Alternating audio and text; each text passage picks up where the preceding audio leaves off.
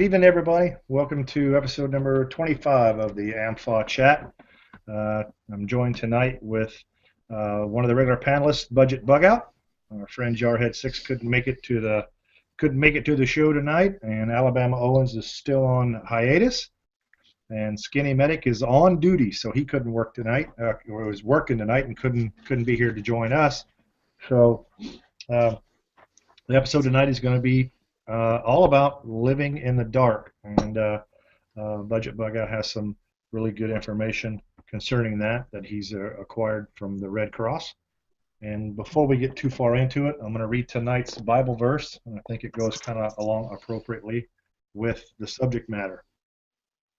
So our Bible verse tonight, fellow viewer, comes straight out of the book of Matthew, chapter 27, verse 45. And this verse is that part of the Bible where it's almost the moment where Jesus dies. And it says, starting in chapter 45, it says, "That afternoon the whole earth was covered with darkness for 3 hours, from noon until 3 o'clock. At about 3 o'clock, Jesus shouted, 'Eli, Eli, lama sabachthani,' which means, my God, why have you forsaken me?" Some of the bystanders misunderstood and thought he was calling for the prophet Elijah. So I don't want to get too far into that. We know how it ends. Everybody that watches this chat should absolutely know how it ends anyway. But the point I want to bring up is that the whole earth was plunged in darkness for 3 hours. And in those days, those folks knew how to live in the dark because it was 2,000 years ago, and electricity, they were living by lamp oil at night, and we don't do that anymore. We've gotten used to air conditioning and a power grid. And so today we're going to talk about how spoiled we are and how uncomfortable it is to live in the dark. But before we get involved in it, let me introduce my co-host, BudgetBugout. Hola. Yes, so I am BudgetBugout, and I'm also a YouTube channel here, and I provide content to the AMFAW channel, and I'm also one of the primary administrators as well. And some things about me is that I'm Air Force, active duty, and I also am into prepping and learning a lot about. Well, I guess I'm learning a lot about both prepping and survival types of stuff. And basically, my channel just reflects my catalog of what I've learned along the ways. And I also have some other stuff about little kits, ideas of different ways to make different kits, and different things that I have come across that, like I said, I'm a volunteer for the Red Cross, so I try to use that knowledge to help build kits for whatever an emergency does happen or disaster does happen, good things to have. And I put a fun spin on it. Sometimes I call them zombie kits. But yeah, that's a little bit about me. So have you ever experienced a prolonged power outage? I have, yes. I used to live in Florida, and we've had tropical storms and thunderstorms, and a light hurricane comes through before it. And Lackland? This was around. I've lived in Eglin and Tyndall, so both of those are in the Panhandle of Florida, right along the Gulf of Mexico. Sure enough, not far from me, Eglin. Yep. Yeah. So Katrina went, and look, I understand, and I hate falling back on Katrina, but Katrina was a pivotal benchmark moment in American history, and even though there's still, like I said, it killed 1,800 people, and there are still people missing today that no one knows where they went.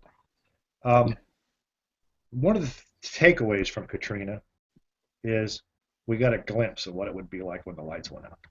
That's the real cool thing. Now I remember, I don't know, 11:30, 12 o'clock at night, with a convoy, wrong way. We were going eastbound in the westbound lanes of I-10 at 80 plus miles an hour without a car in sight because everything was locked down. And the city of New Orleans, this huge, thriving, bustling metropolis, was dark and utterly abandoned. Now, I don't know if you can profoundly grasp how unnerving that is to see a city that size sitting idle, but it looks like something out of the Walking Dead. And so we joke about zombies many times, but people don't realize that that term zombie really, I mean, it was around before then. Don't get me wrong, but I've heard first responders and folks referring to these displaced folks as zombies because they were kind of in shock and they were dehydrated and their gait was slow and they were wore out. They were just had been under stress and duress for days and days and days, and so it kind of gave them that little blind PTSD 1,000-yard stare, and it slowed their movements around, slowed them down a little bit, and so that term kind of grew through that responder community, and a zombie was thrown around quite a bit, and referencing mostly those folks. And if you've ever been in a third world country and seen refugees or displaced folks, that are fleeing from a war-ravaged area, you'll see that same kind of a look and face and feel to them, and a lot of times they don't mean you any threat, but you can see how quickly the population will turn on you when, for example, if you've ever seen a UN truck,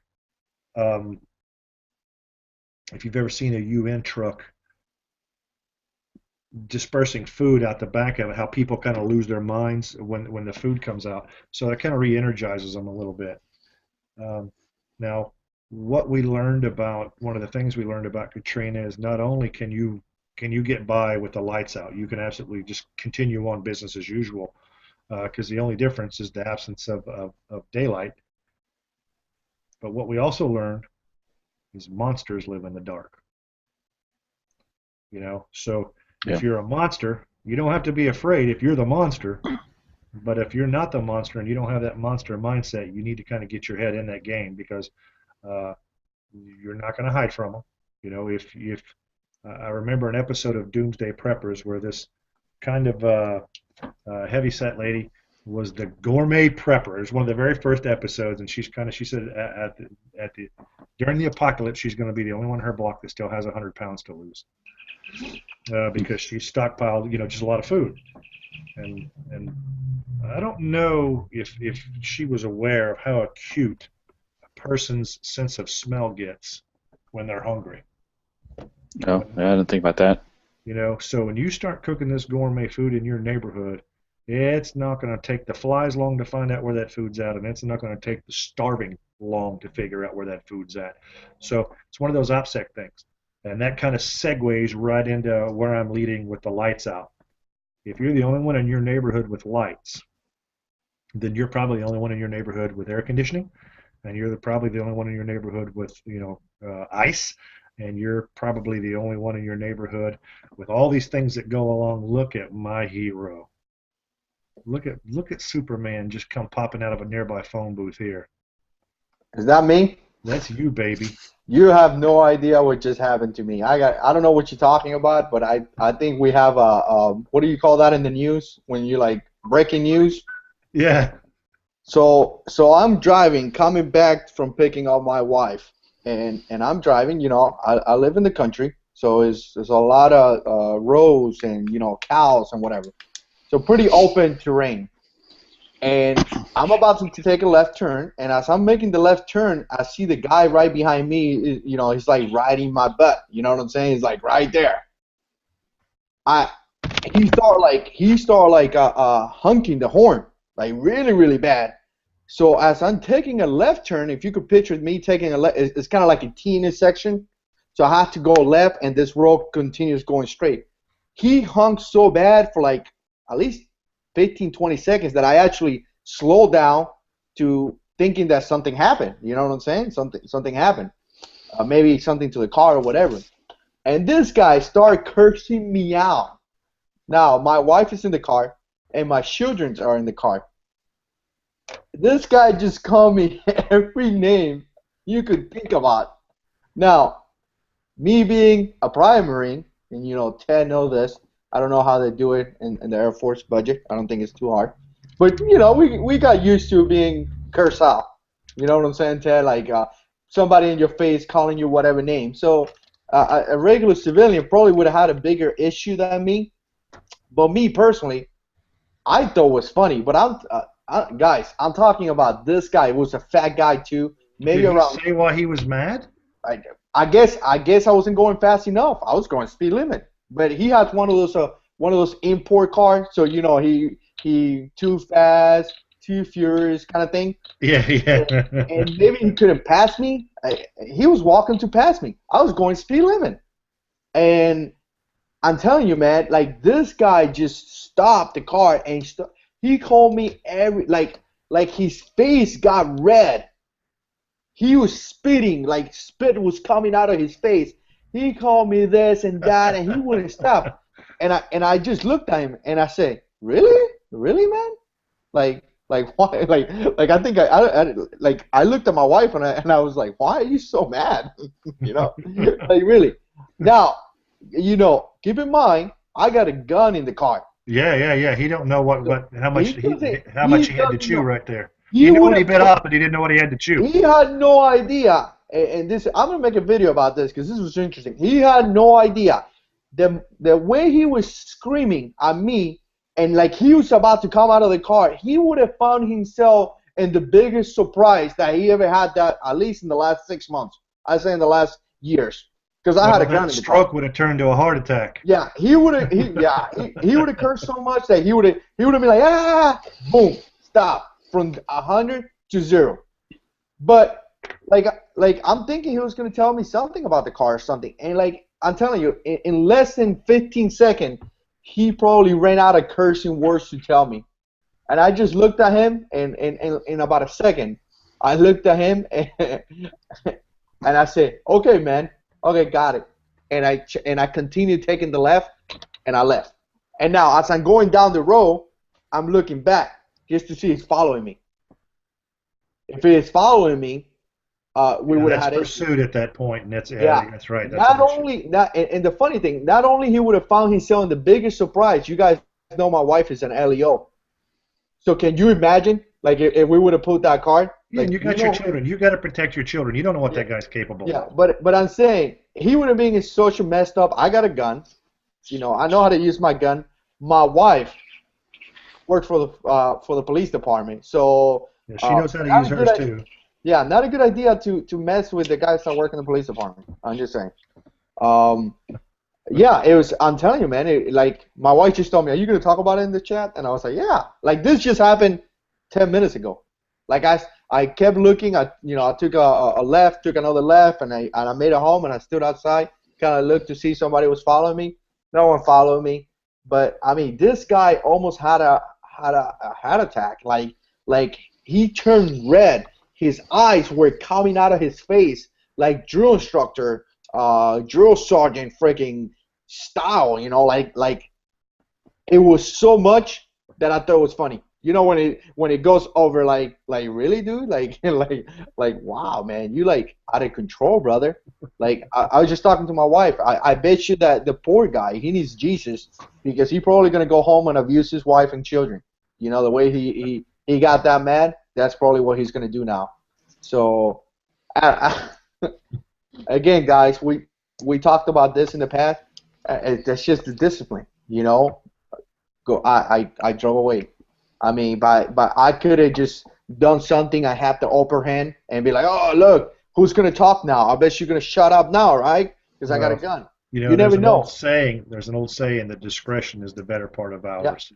You did the right thing. You disengaged and broke contact. And, yeah. And that's what you do. That's what you do in those situations. And you did absolutely the right thing. Now, if he had pursued, and you had a reasonable concern for your safety and your welfare, then you would have had to act differently. But that's the difference between somebody that's trained to deal with those situations and somebody isn't. And I told my wife, because we were talking about it, and you see right there, if something would have happened, I probably would have been justified. Yeah, he did curse at me. Yeah, he did flipped out. But was deadly force? No. I mean, he's just cursing. you have last resort. That's not your last resort, because I so many, I could have just drove away. The only reason why I slowed down and stopped to get cursed out by this guy is because I seriously thought that was something wrong with my car. That's why he was trying to get my attention. You know what I'm saying? I mean, it was just, man, I deal with so many confrontations in my life, especially going to war and being a Marine for almost 12 years, that for me, that was just funny, man. Okay, bro. You want to curse out? Yeah. Like you said, he knew what he bit off. He just didn't know what he had to chew. It's probably a good thing he learned the easy way, to say, he learned. He probably didn't learn anything. He probably went home and told his wife how he I told this guy. Oh yeah, I'm so freaking. Oh, look how awesome I am. I cursed at a guy in front of his little boys. Thank God my children were in the back of the car, and we just got McDonald's, and I was gonna wake them up, and I told my wife, hey, let's wait until we get home so they eat out of the house and not in the car. If I would have walked them up, they wouldn't see the whole show. I mean, I got cursed out for about 15 seconds. Wow. But, yeah, man, I like, it was in shock, man. It was actually kind of funny for me to see a guy getting so, like, he needs to go and see, he needs help. He needs Jesus. Like I know we all need Jesus, but he needs him today, really. I'm gonna pray for that guy. Hopefully, if you're listening, buddy, please don't go and beat up on your wife when you get home. That's not cool. Yeah. Go get on the treadmill. Calm down. Dude, like that his eyeballs were like popping out, like I was like his spit was coming out of his mouth, like it was like, and me and my wife were like, what the heck? What is he doing? Dude, like, and my wife deals with prisoners, people that kill people all the time. So my wife was like, I deal with this every day. She was like, my wife is not just a regular civilian, unless, she has a Glock 19. You know what I'm saying? So it's just funny, man. I think I'm gonna do a video post next week. Yeah, that would be a good one. Yeah, I just decided to like go away, man. So we're talking about apples and bananas now. Yeah, let's go back to whatever we were talking about. So it wasn't long ago that you had a power outage, didn't you? Yes, I did. So tell us about your experience with that power outage, and we're going to get to the how you can fix it, but we want to hear about your experience living in the dark. I mean, one of the things that was actually kind of funny, it was the way that we actually got some information from the company. Like we didn't even know what was going on. The lights went off, completely darkness, and it did kind of remind me of Iraq in 2003. We were in complete darkness, and I mean, you couldn't see anything. It was just straight up all black. And we actually found out what was going on through Facebook. You'd be surprised if you have a wife, a lot of this wife, and maybe guys, you join the local page for the city or whatever here in the town, and people putting information there, like my block has no lights and this and that, because we could have made contact with the company, with the electric company. So I think we spent like 5-6 hours with no lights at all. So one thing that the notification period, finding information through Facebook, which I wasn't expecting that, and actually you get to try it out your plan, because we always make a plan and we say, oh, is this happening, but you actually get to try it out. Like, the lights went out with no freaking warning or anything, and now, hey, where's my lamps? Where's my flashlight? Where's this? You know what I'm saying? Things like that. So trying that out, it was pretty good. One thing that came out of that is that I was using one of those lamps with batteries. I put a video on the other ones that I got. The one with the gas. What are they called? Kerosene. Yeah, the old school looking ones. I bought it from Walmart for like $10, $6.99 or something like that, with the liquid. And I like them a lot because the batteries go out, and yeah, you do have more batteries, but they cost money. It seems like it's a cheaper way. You know, you could buy 2 or 3 of those, and then you buy the bottle of liquid that is like really big for a couple of bucks, and also serves as heating. It heats up the room as well. So I mean, not as much, but it does a little bit. So yeah, I mean, you got to be prepared for that, you know, because you're not gonna have any time to respond, if you know what I'm saying. So yeah, it's pretty I wouldn't say crazy, but one of those situations that you have to react to it, and it's very common. You know what I'm saying? So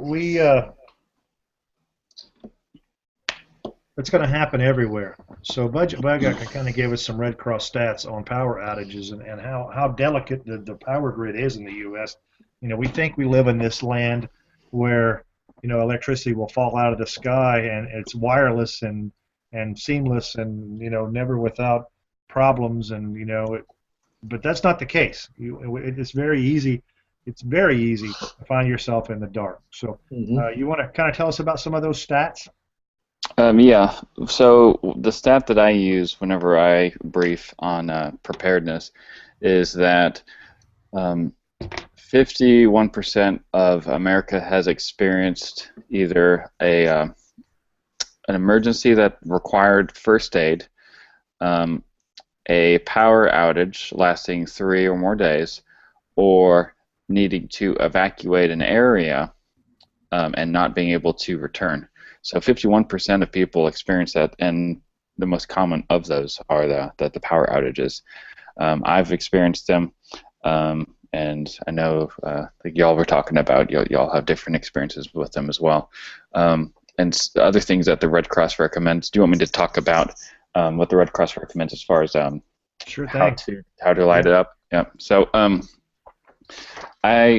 of the things that we pass out whenever we're briefing disaster preparedness is this this little worksheet, not worksheet, but a little checklist thing. And the 3 categories is get a kit, make a plan, and be informed. And part of the get a kit, it talks about power. I mean, not power, but flashlights. And I got some different types of flashlights. It doesn't need to be expensive. Like you know, it doesn't need to be some sort of tactical flashlight you probably couldn't even see because it's such a powerful flashlight. And in fact, this flashlight, which is the Phoenix PD32, doesn't tail stand, meaning that it'll fall over if you try to balance it. So you know, just something like I got a little mag light, and this is the LED version. It's very bright flashlight, and it can tail stand. Even something cheap. Like this little guy. This is a little ever ready flashlight. But if you get those types of flashlights, you got to be prepared to pay for extra batteries. You know, I have one of these. This is a little camping type of flashlight, and you can kind of turn it on, and there's a couple different modes. You got target, and then some more Red Cross items. This I keep in my room. I keep one in my room and one next to my emergency supply kit, and then also one because my emergency tornado shelter room is kind of small. It doesn't have enough room for everything I need. I also have one in there. But this is it's a Red Cross. It's called a Blackout Buddy. So we're talking about blackouts, right? And it's a night light. So if this gets covered up, if it's dark, let me turn this. It's on auto mode right now. So it has a night light feature, and then whenever you lose power, this flashlight will automatically turn on, and this is always charging until it loses power, and then you can just use it like a normal flashlight. So it plugs into the wall? It plugs into the wall, yeah, and it comes with 2 in a package. But yeah, it's called the Blackout Buddy. Where and can then you get them? You can get that at I got that at the BX, but I've seen them all around. You know, different outdoor stores. I've seen them at you know, like Walmart. I don't know if every Walmart and every Target has What's one. the price point on them? It's a $20, around $20, $15, $20 for two of them. Yeah. That is an abs. I can't see why you wouldn't have that. Yeah, I agree. It's chargeable. It's ready to nightlight. go. It's got the nightlight built into it. I mean, you know. Yep. I put this next to my door. Every wall socket in your house, especially the ones you want to kid-proof, because it looks like it's tall enough. If you put it in the bottom outlet, it would cover the top outlet up, and or vice versa. And you still have an extra. Children wouldn't be able to stick something in that because you've got something covered up. You kind of child-proof your room and provided a nightlight at the same time. Yeah, you could cover up one or two outlets, you know, depending on what. I have a couple other things too before I finish. This is hand crank radio, and y'all have, I'm sure, very familiar with it. Those. Charge it, yeah. This is also Red Cross approved, and this I found like all over the place, like you were saying. You can buy them in Ross. If you go to Ross, man, sometimes you go to the little section of electronics, and you could probably find it for $5-6. This one is a model that costs around $20, and you can find these at Bed Bath & Beyond. I mean, really? I've seen these guys everywhere. Yep. Nice. And Target. Academy has them down here, very similar to the hand crank ones. Yeah. So, outdoor stores. Yep. Yep, they have that. Good. And it has a solar panel as well, and you can charge it just by plugging it in, you know, to a charger. And it has a USB port, so you can charge your cell phone, because you know you can still lose.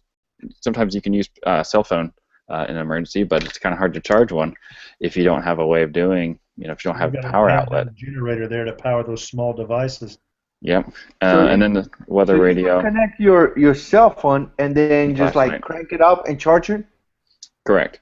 Yep. That's a pretty handy tool, man. Yeah, it is. I agree. Only $20. And then I have a review of this. I haven't really seen this too often, but this solar panels, once again, and it can use either 8 hours of incandescent lighting or 8 hours of direct sunlight or whatever.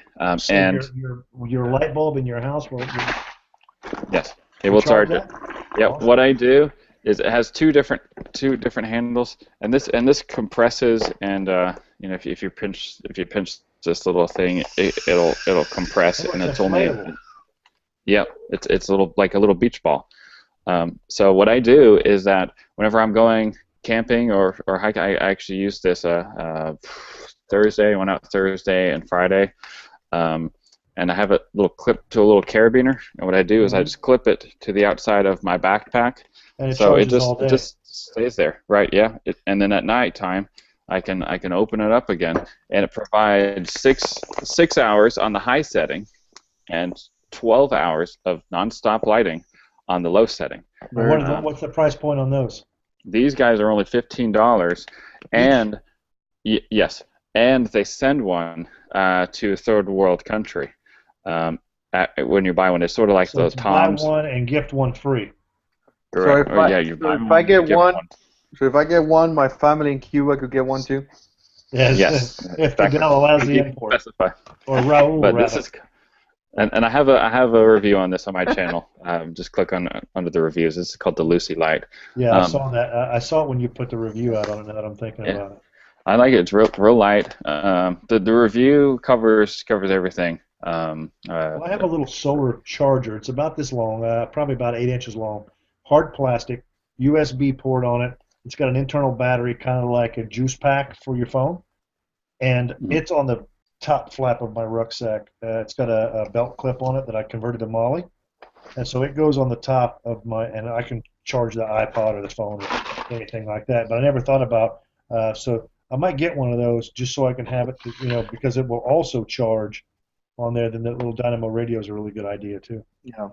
Real quick, Scout Gunner, he's I don't know if you guys could reply to his comments, but I can't reply to his comments. I can't reply to any of his comments. So, no, he's gonna have to change his setting, unfortunately. Yeah, just for you to know that we're not gaffing you off or not paying attention to you. We just cannot reply to your comments.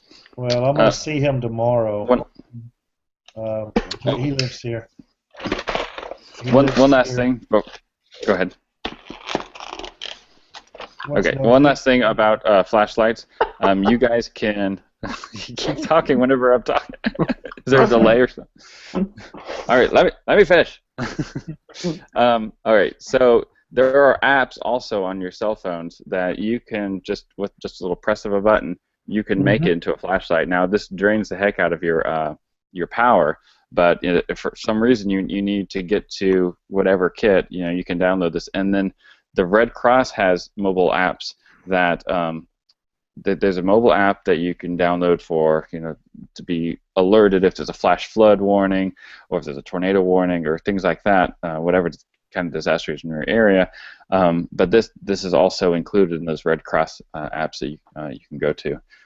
One last thing though to note: the Red Cross does not recommend the use of emergency candles. It does not endorse emergency candles in any way, because what is something I'm always saying, the most common natural disaster, or more common than any natural disaster combined, are fires. And whenever people lose power, and then whenever they start lighting up the candle in every room, because a lot of us are married, and a lot of our wives like Yankee Candle and whatever. So we start lighting them all up, and then we forget about them.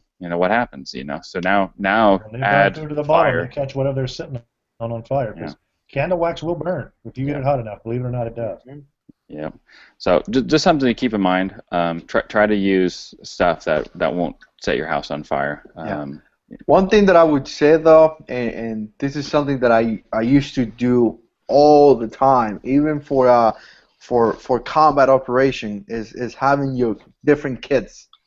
I like to be organized, so having a kit that you may have the same thing in different kits, but having a kit in your garage that you buy one of those plastic containers and you label that container or some type of box, and you put like, hey, look, this is hurricane equipment or lighting or something. So if something happened, where it is. Where your lamps or this or that. Whatever you're gonna use, where it is. So you could get like you said, you could get that cell phone, and hopefully you have some type of flashlight hang around the house somewhere. But you could get that cell phone and just go like this and make yourself to the garage, open that container, and you have maybe an emergency radio. You have extra batteries. You have a couple of lamps. You have maybe a couple of radios. Things like the two-way radios, things like that. I went to Lowe's the other day. Actually, it's been a few months back, but at Lowe's they had these little flashlights here, and they're made by let's see, Utilitech. It's a little 3 LED AA battery flashlight. Nothing fancy. They're not nothing fancy. They're not. They're rugged. They're waterproof. They got a little tail switch on them, and I bought 6 packs of these things, and I've got them scattered all over the house. And we get my granddaughters over here every other weekend, and they're 6 years old, and they're always trying to find something to tear up in the dark.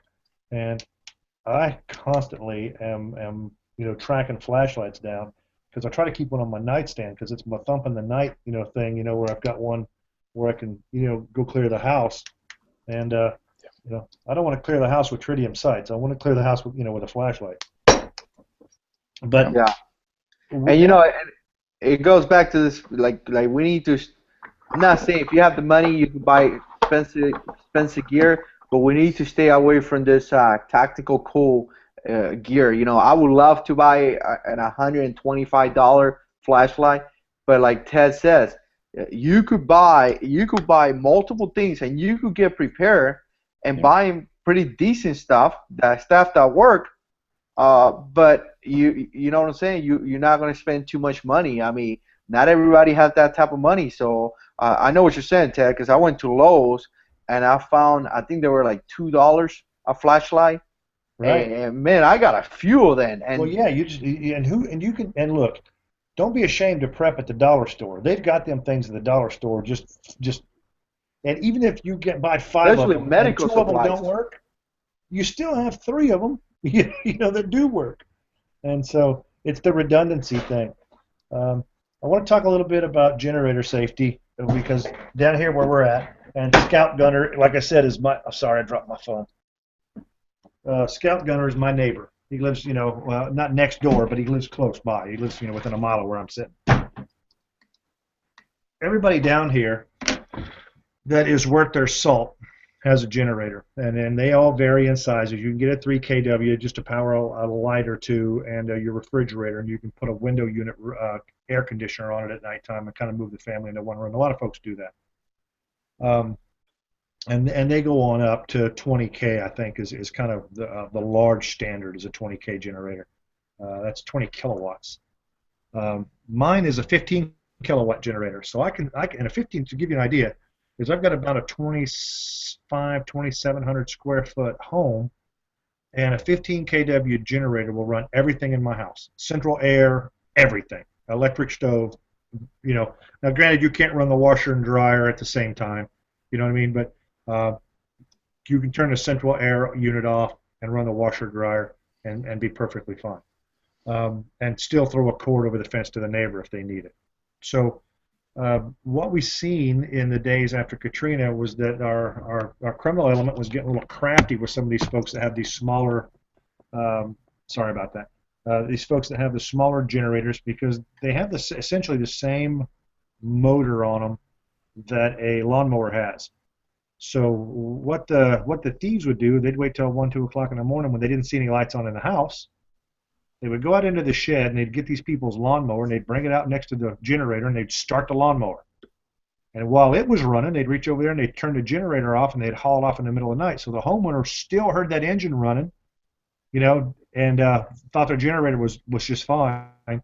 And get up the next morning and what's running out there is the lawnmower. The generator's gone. They don't have anything hooked up. And so there is a way to combat that. If you are, and most everybody watching this probably is watching it on a laptop or a computer. The way to combat that, I found, is you get the battery backup for your computer, the one that when the power goes off, it starts squealing at you, telling you the power went off, and you plug that into the wall in your house, or you plug it up to one of those cords when you go to bed.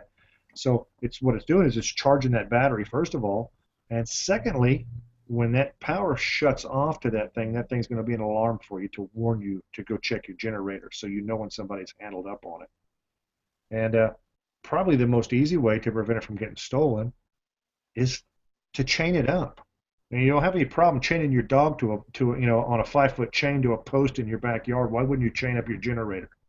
Your dog's going to bark. You see people do that. They put these dogs on chains about that long, and the chain's that long, but their water bowl is this far away from it. So yeah, they were stealing generators, and stuff like that. But even if you don't have a generator, here's the thing, if there's no lights on in your house, the looters are going to come kick doors. That's what they do. And they had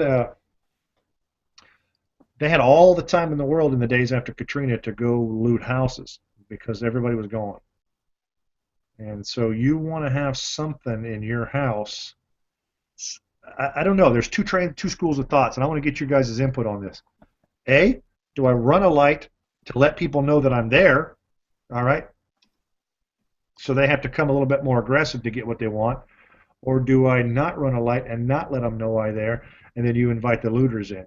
So I really don't know what the best thing is. To me, I'm going to give them every opportunity to survive the event, and I'm going to run a light, and I'm going to say, all right, I'm here, pretty much flying the flag, come take it. You can come take it if you're better than I am. You can come take it if you're stronger than I am, but I'm not going to give it up. To me, it's a warning. There are people in this house. There are frightened people living in the dark, and frightened people are dangerous. So I would I don't know. To me, I think that would be the prudent course would be to give them ample warning that somebody's there rather than ambush them in the nighttime. Thoughts? Uh, I mean, I think that we have to. I think that we have to be as invisible as we can. I think that we don't want a confrontation. Always no confrontation, and for many different reasons. Because first of all, this is not a combat zone. I mean, some of the things that we could deal with, our spouses and our children would not be able to deal with. It's not the same thing. 12 Marines or Army or whatever attacking a house that your wife and children being inside the house is totally different. So we need to be as invisible as we can. That will be what I try to do. So I don't think I will run lights in my house the whole day, especially at nighttime.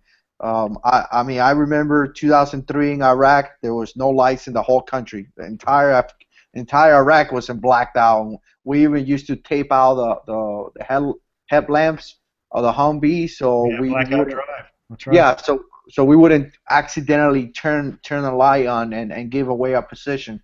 And any house that had a candle, I mean, I'm talking like a little flashlight or something, we could see it miles and miles away. Now, it's Iraq. Here we have houses, and you cannot see that long away because of the terrain. But I think that a house with the lights on is going to be an open invitation. And as much as we think, yeah, we could defend ourselves, we don't know the enemy's capability. We don't know the bad guy. He may be an idiot trying to go in and he's going to get shot, but he may be 6, 7 guys that are former military, former LE officers, and they know how to fight. I mean, we saw those police guys that supposedly justify they shot the homeless in New Mexico. I mean, they kill him, and those guys. I mean, guys like that, you never know. 5, 6 guys like that go inside the house. They know how to clear a house. They know how to operate, and they they don't have any issues killing somebody because those guys didn't. So Well, here's the thing to remember too. Since 2001, a lot of these,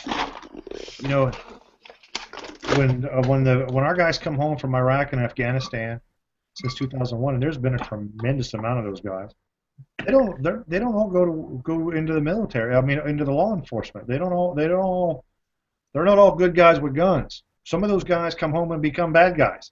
yeah, I mean, I hate to say it, and we think that that's not the honorable path for somebody to do justice to the uniform, and it's no way to honor the legacy. But at the end of the day, it happens. And make no mistake about it, they're trained. And a lot of times they'll kind of go down that path a little bit when they're self-medicating for PTSD and all that, and alcoholism and things that go along with it. And it kind of leads them into that darkness. And so there's another dark you got to live in from time to time, and that's that darkness of heart. And it's a guy, Canadian survival guy. We can't reply to your messages.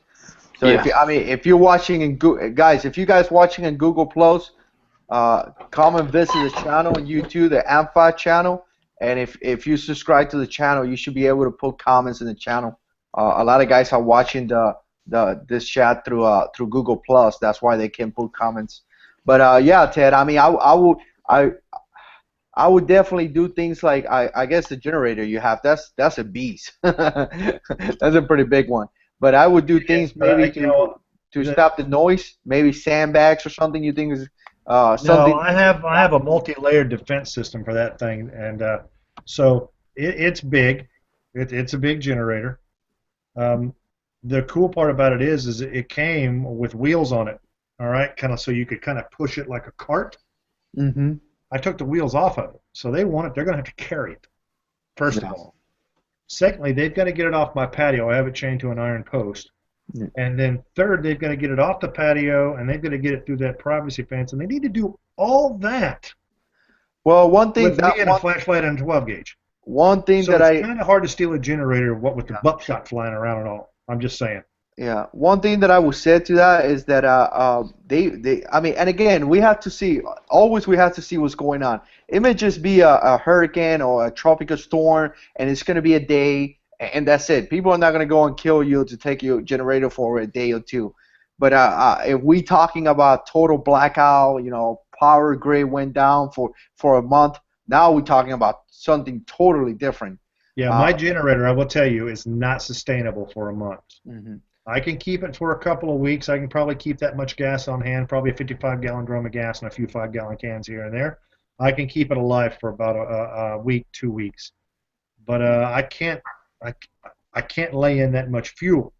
But what I can do is, we've got several vehicles over here. They will all have a full tank. So I have another 20 plus gallons of storage in the fuel tank of that vehicle because we won't take all of them if we bug out. We're going to take 2 of them.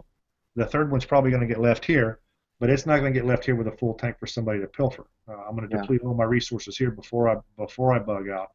I will then put the wheels on the generator, and it's going to go in the back of my pickup truck, and it goes with me when I go. So it'll be, if I don't have a house to come back to, I'll have a generator to run it on. Because that's something else. I mean, the bad guys may say, look, I'm here. I like this generator. You have a nice house. You have a lot of resources. They may not even want to steal your generator. They may want to hold you kidnap or something, kill you, or just pull you inside the bathroom and leave you there for a week while they utilizing your resources. So they may not even Locking me in the bathroom is not the thing to do. That's where I keep the 12 gauge. Yeah. But I mean, I'm just saying I would try to be as invisible as possible. Always confrontation. They can come to my house. And remember the old Springfield Armory motto? Bring enough gun. Well, Ted, I looked at, like, Jake Hawk always says that he's not leaving. Well, he's inside a house with another former Marine, and it's only 2 guys. But I'm here with my little boys, man. I need to be as invisible as I can. So if I would have my little boys, maybe my course of actions it will be a little bit different. I would adjust at that point. Well, that's what I say in my bug out or bug in video. When the children were younger, I'm not going to gamble on their well-being. If there's any probability that a monster storm is going to blow in here and put their lives in danger, I can't make that decision on their behalf. If I'm going to make a decision on their behalf, I have to make the right decision, and that decision is always to leave and remove them from harm's way. They're not going to get killed by a hurricane if they're not in the zone. Hurricanes are a slow-moving event. It takes a couple of weeks for one to make landfall. You see them coming. It's like getting run over by a 10-mile-an-hour train. If you stay there, it's going to hit you. Step off the tracks, dummy. So I would remove the children from the tracks. Now that they're all grown and gone, and it's just me and the wife, we've made that very conscious decision that unless it's a Cat 5, or a strong Cat 4, Cat 4 direct hit, Cat 5 indirect hit, we're not going anywhere. And we understand that we paid our money and we're going to take our chances, but we have a stockpile. We have the means to survive the event. Unless the structure collapses on us. And if that's the case, we'll go down the street to Scout Gunner's house and live in his garage and in his barn for 2 weeks. But we have the ability to. We have an ability to shelter in place with food, water, medical supplies, meds, all the things that go along with that. The gas for the generator is one thing, but even if, because she grew up in the country with no AC, and when I was a youngster, we didn't have AC in our house either, and first time I got a real good taste of central air, I was in the service, and it was in the barracks at Fort Campbell. I'm thinking, man, this is awesome. But turn the AC off. It'd be hot. I'd be uncomfortable. I'd live. I'd live. I mean, we don't have to live a refrigerated, air-conditioned lifestyle to live. Yep. We may have to just survive the event, which means we have to hydrate and feed, you know, sleep, and that's it. If we've got food, water, and a dry place to put our head, we're surviving. I'll open the patio door and we'll sleep under a mosquito net. It is Yeah. what it is. We'll sleep in the backyard on the trampoline under a mosquito net. I don't care. Yeah. Yeah, and that's why I think one of the reasons why the Red Cross recommends 1 gallon per person per day of water is because if you don't have AC, you might be sweating a lot. In addition to The you cleaning can chores that go use along the with that. Yeah. cleaning, yeah, as well. But that is a good point to bring up that you all have different mindsets. As far as me, I don't have a generator. Because of that, I have tried to gear all of my stuff to things that don't need any sort of power in order to heat up food and things like that. And I know that's only going to get me so far. But if you have enough water, you should be able to last a couple weeks. Enough water and food. And that is what's recommended if you're sheltering in place. Try to get through a couple weeks. If things don't get better, try to find a way to get out of there and go somewhere else if you can. But it's recommended to have more than 2 weeks, but at least 2 weeks. I mean, I'm with Ted in this one, and yourself too. I think bugging out, and not to get out of topic, but bugging out has to be last resort. I mean, you don't want to leave your house, property, wherever you are, and just go to some location. You want to stay in place as much as you can because that's where you save. That's where you have your resources, your security. That's the terrain that you know. You Nothing don't better want than to. having the home court advantage. Yep. You don't want to drive around and looking for whatever place and I I definitely think that bugging out is definitely last resort. And that's Um, I agree. Then that's what I have my bags geared towards. I have a get home bag and a bug out bag. My bug out bag being a lot bigger and something that's just in the back of my car, and then my get home bag is something that I could throw over my shoulder and be able to walk, however long, and be able to make it back home. It is so that I can get back home and get back to my resources. That's the whole design around my system. I'm gonna have to do one because everybody's asking me about bug out packs. They want to see my bug out pack, and I'm curious. I guess I gotta work on one. I was just gonna open a bag and put some underwears and my guns and roll with it. But yeah, I gotta sit down and actually put something together.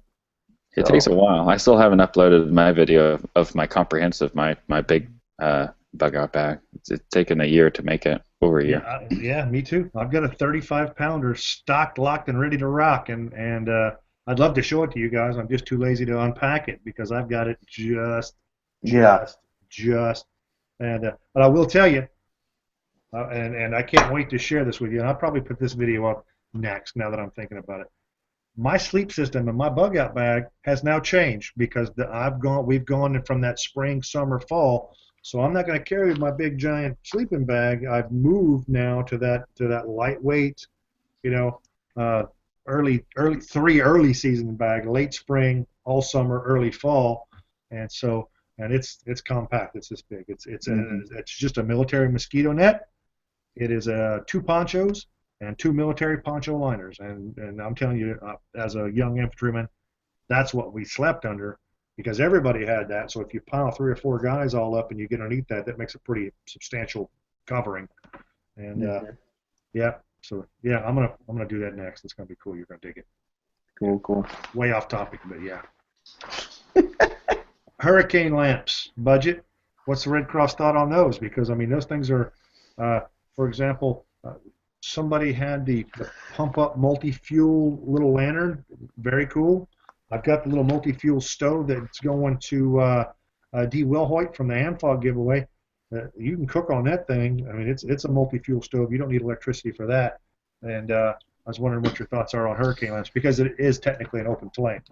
You got to remember that the Red Cross is talking to not us, people who are outdoors, enthusiast or former military.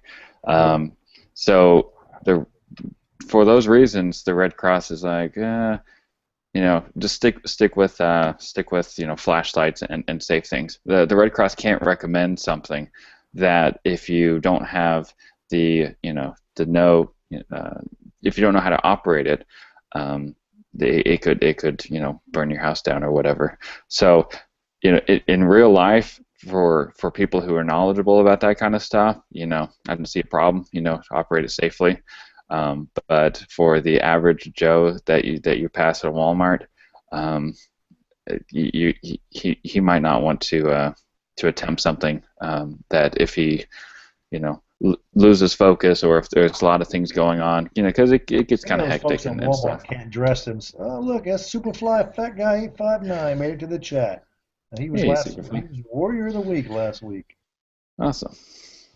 It's funny. I think people know that they're going to go to Walmart and intentionally dress up in PJs. I saw someone, he had his military sand T-shirt on and threw on pajamas to go to the we got a little Walmart market, which are like the nicer versions of Walmart. It's supposed to be the I don't know, just appeal to a different demographic than the average. And he's, I think people just know that they don't care whenever they go to Walmart, but it's just hard to gauge some people. But it's hard to get me in Walmart, honestly. It really is. I don't go to Walmart. I don't even. The Walmart market's a little bit nicer, and it's pretty close, and it's brand new, so that one I'll go to. But I like sticking to Target and Cabela's. I will tell you though, my wife will wear Walgreens out.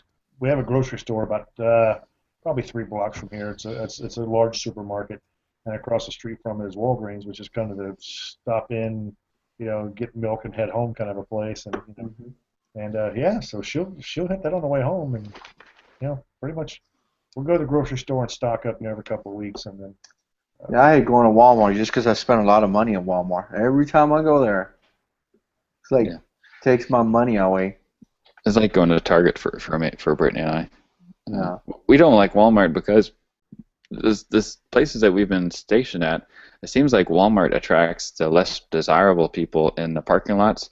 So if you're going somewhere like at night or something, you realize you need to get milk or whatever. It just seems like I'm on high alert these kind of areas in the parking lots. So I like to kind of go to places that are a little more, I don't know, just happier feeling. I don't know if they are safer, but they just feel safer. So what you're saying is that you're way too good for Walmart. Oh yeah, I got it. We've hit our hour mark. Jarhead 6, anything you want to plug?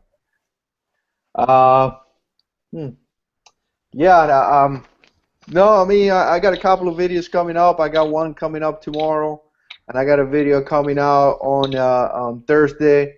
I got another video coming out on Saturday, and I got a video coming out on Friday. Wow, I got a video every day on the AMFAW channel. So Wednesday and Thursday and Saturday is going to be on my channel. They're already loaded and waiting to get released.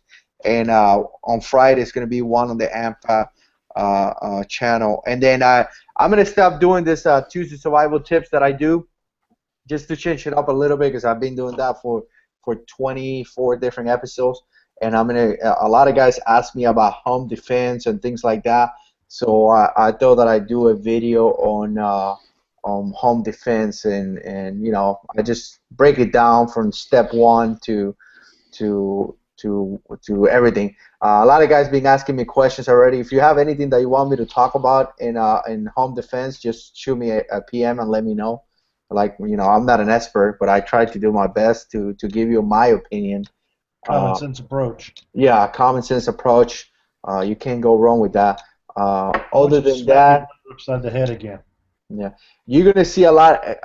I'm kind of stepping up my videos. If you guys can tell, it's not because I'm associated to anyone. It's just that I learned how to use iMovies better.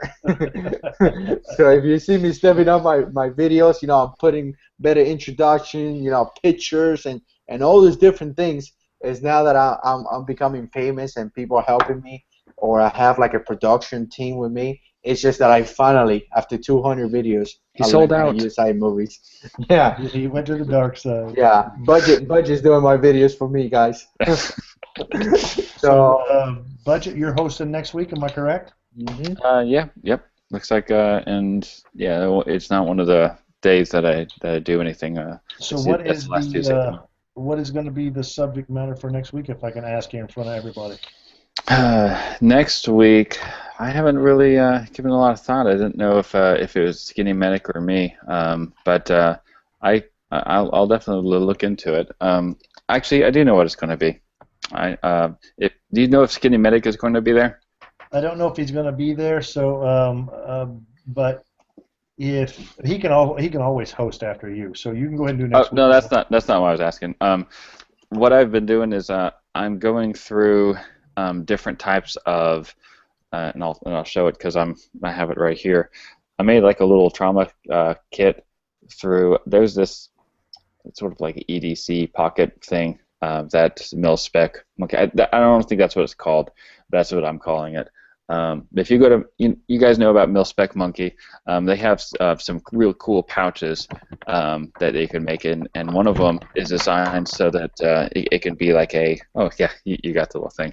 One of them is designed so that the little logo. I got the big logo.